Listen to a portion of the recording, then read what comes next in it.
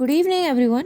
कल हमने ये चैप्टर पढ़ लिया था तीन बुद्धिमान, और ये चैप्टर है NCERT class 7th Malhar book का सेकंड चैप्टर है हिंदी का। तो आप हमने इसके आगे करने हैं क्वेश्चन आंसर आज। कल हमने ये कहानी पूरी पढ़ ली थी, तीन बुद्धिमान भाई थे। ठीक है, तो आइए हम लोग पढ़ते हैं पार्ट से।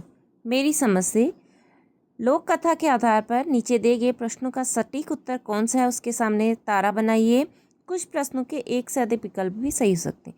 मतलब ये ज़रूरी नहीं है कि वन क्वेश्चन का वन ही ऑप्शन करेक्ट हो, इसमें 2 या 3 या 4 के 4 ऑप्शन भी करेक्ट हो सकते हैं। ओके, तो आइए फर्स्ट क्वेश्चन है, लोक गाथा में पिता ने अपने बेटों से धन संचय करने को कहा, उनकी इस बात का क्या अर्थ हो सकता है?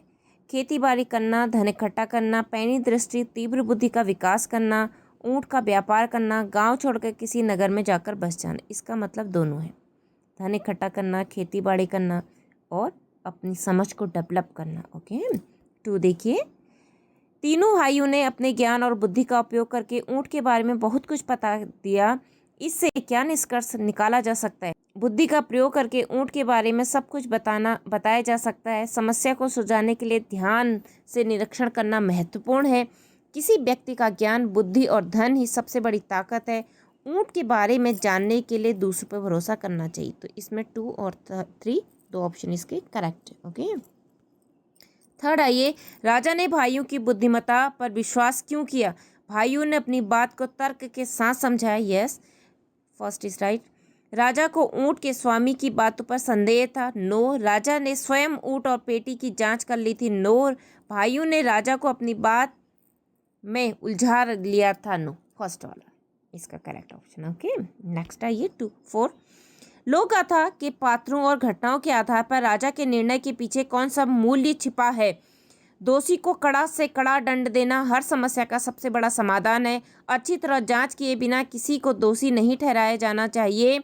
राजा की प्रत्येक बात पर निर्णय को सदा सही मानना चाहिए। ऊँट की चोरी के निर्णय के लिए सेवक की बुद्धि का उपयोग करना चाहिए। नहीं,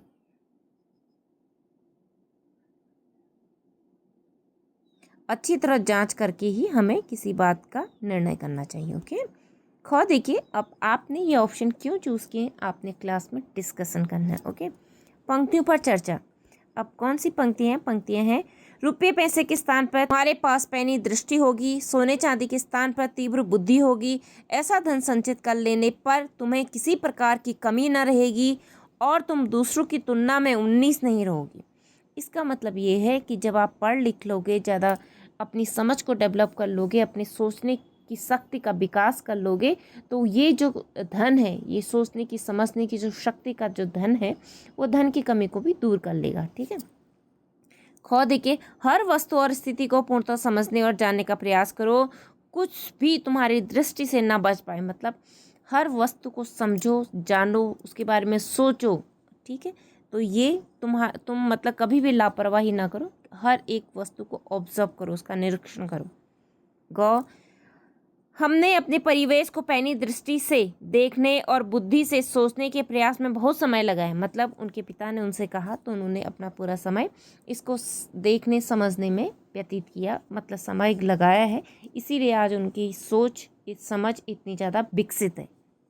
ओके, नेक्स्ट देखिए, मिलान करें। आइए मिलान करते हैं। स्तंभ 1 स्तंभ 2। कुछ समय पश्चात पिता चल बसे, थोड़े समय बाद पिता का देहांत हो गया।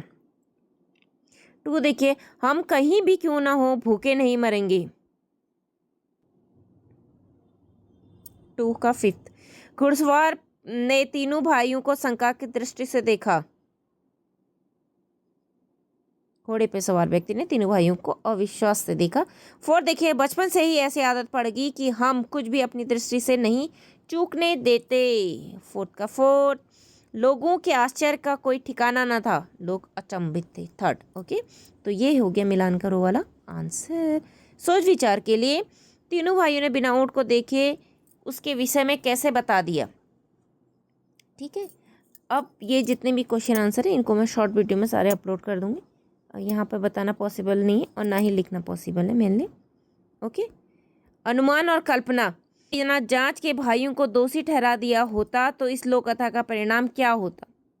तो मतलब लोग इस पैनी दृष्टि को विकसित करने की ओर ज़्यादा ध्यान न देते। ठीक है, यदि भाइयों ने अनार के बारे में सही अनुमान लगाया होता तो लगा था का अंत किस प्रकार होता। राजा उनकी बात पर संदेह करता, विश्वास न करता।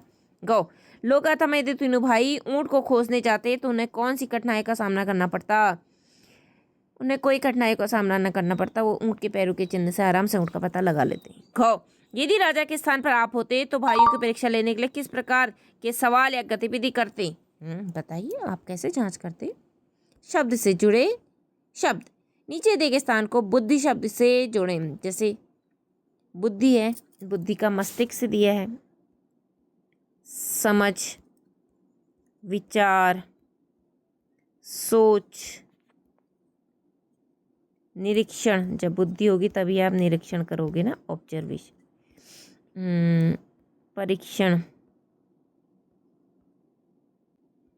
तीव्र। ओके, तो ये बुद्धि से जुड़े हुए शब्द। मस्तिष्क भी हो सकता है, हाँ मस्तिष्क ऑलरेडी है ही इसमें। लोक कथा को सुनना, अब एक लोक कथा है उसको सुनना है। ठीक है, इसमें यह है कि लोक कथा को सुनने के लिए आपको क्या क्या करना चाहिए। स्वर में उतार चढ़ाव होना चाहिए, भावनाओं की अभिव्यक्ति होनी चाहिए। जब कभी भी एक्सक्लेमेटरी वर्ड आए तो उनको हमें एज इट इज़ नहीं बोलना है, उनको हमें उस एक्सप्रेशन के साथ बोलना है। हाथों के हाव भाव भी हमें दिखाने।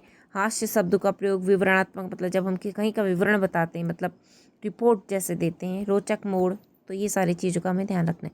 कारक देखिए, नीचे कारक चिन्ह दिए गए। कारक आपने ग्रामर में पढ़े हैं, व्याकरण में, कर्ता ने कर्म को कारण से वाला, तो वही कारक चिन्ह का आपने यहाँ पे प्रयोग करना है। आइए हम लोग कुछ कारक चिन्ह का प्रयोग करके एग्जाम्पल को समझते। हमने तो तुम्हारे ऊँट, तो यहाँ पाएगा को, देखा तक नहीं। भाइयों ने परेशान होते हुए कहा, मैं अपने रेवड़ों को पहाड़ों में लिए जा रहा था। उसने कहा, मेरी पत्नी मेरे छोटे से बेटे के साथ बड़े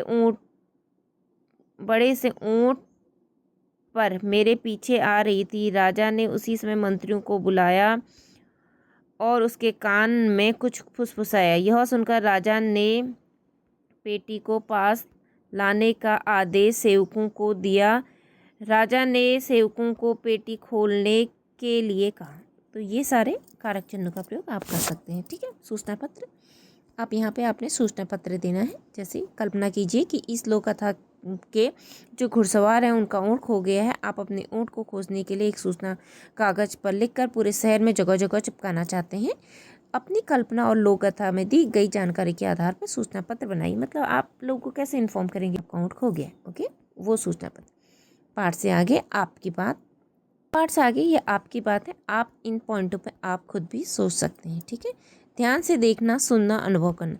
अब यहाँ पे आपने ध्यान से देखना, सुनना, समझना, इन सब चीज़ों का आपने यहाँ पे उदाहरण और गतिविधियों के हिसाब से आपके बहुत सारी एक्टिविटी दी गई है, ये क्लास में करना ही उचित है। ठीक है, आज की पहेली, ये सारी पहेलियाँ आपने करनी है। ओके ओके, तो ये चैप्टर होता है हमारा यहीं पे complete. Thank you for watching everyone. मिलते हैं हम लोग नेक्स्ट चैप्टर में। आपकी बात के सारे क्वेश्चन आंसर मैंने इसके लास्ट में डाल दिए हैं, इसकी फ़ोटोज़ लगा दी हैं, आप लोग देख लीजिए। तब तक आप लोग पढ़ते रहिए। मिलते हैं हम लोग नेक्स्ट वीडियो में। जय हिंद। ओके।